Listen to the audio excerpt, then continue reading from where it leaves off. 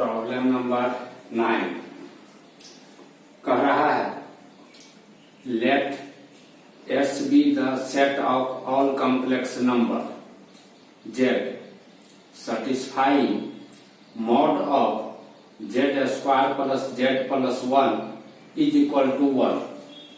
Mod of z square plus z plus 1 is equal to 1. Then which of the following statements is are true? चार option दे रहा है, इस चार में से कौन ऑप्शन करेक्ट है यह हमको डिसाइड करना है। दिया हुआ है since Z square plus Z plus 1 इसका mod is equal to 1, this implies 1 is equal to z square plus z plus 1 इसका mod. This implies 1 is equal to z square plus 2 into z into 1/2 plus 1/4 plus 3/4 इसका mod. This implies 1 is equal to z plus 1/2 का square plus 3/4 का mod. z1 plus z2 का mod less than equal to mod of z1 plus mod of z2। Therefore this less than equal to z plus 1/2 का के square का mod plus 3/4 का mod. This implies 1 less than equal to z पर power n का mod is equal to mod of z पर power n यानी z plus 1/2 के mod का स्क्वायर प्लस 3/4। 3/4 इधर लाएंगे तो हो जाएगा क्या, this implied 1/4 less than equal to z plus 1/2 के मॉड का स्क्वायर। इसको हम लिख सकते हैं z प्लस 1/2 के मॉड का square greater than equal to 1/4। इससे निष्कर्ष निकलेगा -1/2 से छोटा होगा तो मिटाना पड़ेगा।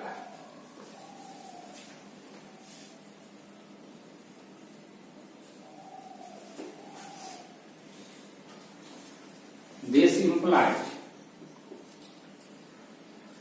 z प्लस 1/2 का mod less than equal to -1/2 और z प्लस 1/2 का mod greater than equal to 1/2।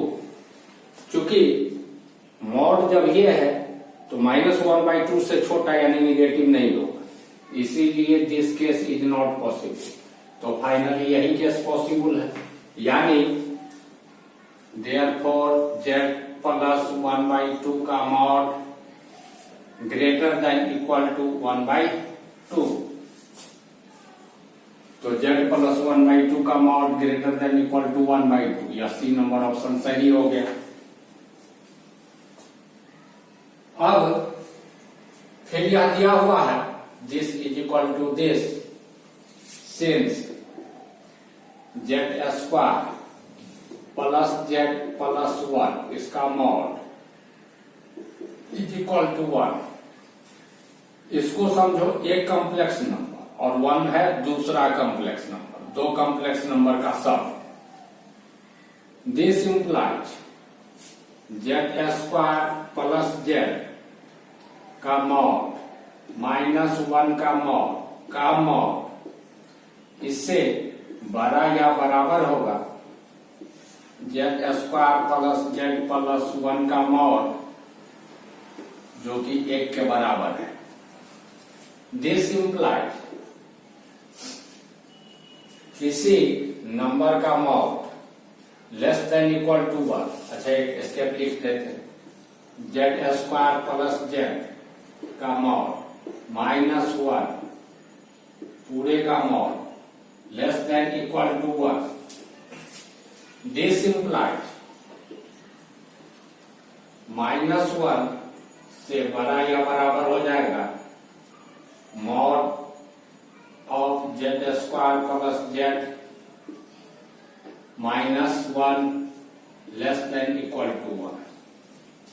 This implied हो जाएगा, सब में 1 जोड़ देते तो यह हो जाएगा 0 less than equal to z square plus z का mod less than equal to 2। किसी भी नंबर का मॉड, किसी भी कॉम्प्लेक्स नंबर का मॉड 0 के बराबर या उससे बड़ा होगा, चाहे वह कॉम्प्लेक्स नंबर कोई भी। तो यह 0 less then mod of this, यह जेड पर कोई रेस्ट्रिक्शन नहीं लगा, तो इसीलिए इस साइड पर हम विचार नहीं करेंगे। यह राइट साइड वाला कंडीशन जो भी कॉम्प्लेक्स नंबर फुलफिल करेगा वह कॉम्प्लेक्स नंबर ऑटोमेटिकली यह कंडीशन फुलफिल करेगा। तो हम सिर्फ राइट साइड वाले पर विचार करेंगे। तो पहले जरा मिला लेते हैं, उसके बाद हम करते हैं।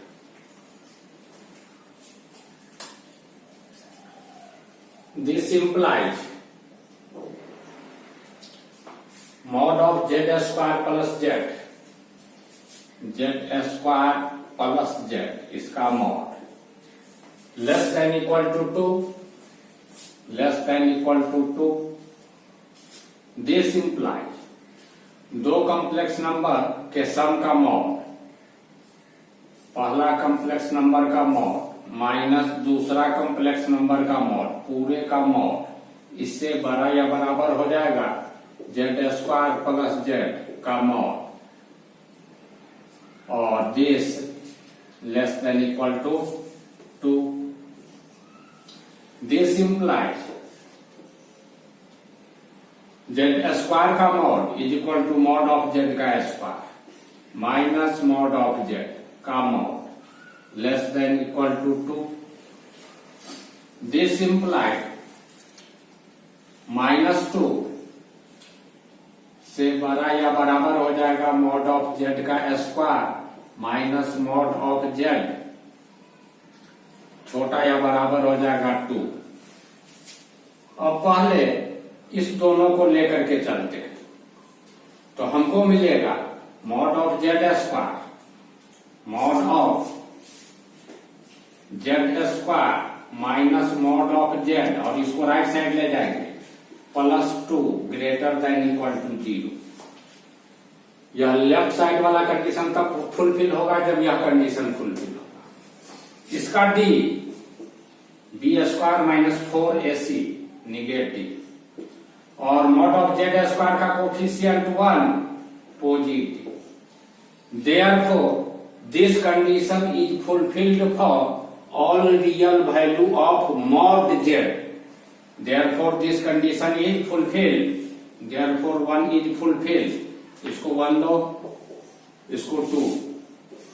Therefore 2 is satisfied for all real value of mod z.